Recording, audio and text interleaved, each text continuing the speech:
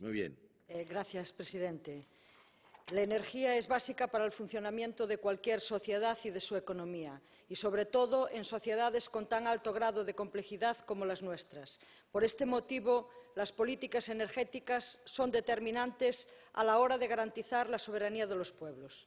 Actualmente asistimos a un gran reto histórico, al haber alcanzado el pico de extracciones del petróleo y estando próximos al del gas natural.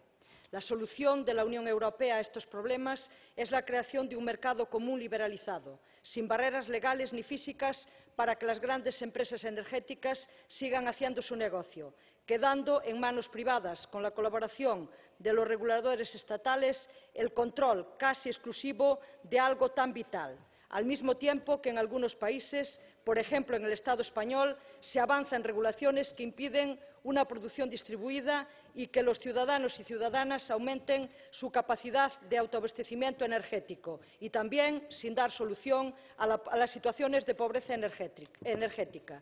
Mientras, las políticas de ahorro energético, de descarbonización y de cambio a un modelo basado en las renovables siguen siendo demasiado tímidas o sencillamente ignoradas. Gracias. Onorevole Škrlec. Poštovani gospodine potpredsjedniče Šefčović, uložili ste puno truda i energije i u kratkom vremenu donijeli važan dokument. To je dokument koji definira viziju nove Europske unije, međutim pred svima nama je još puno posla kako bi tu viziju uspješno i proveli.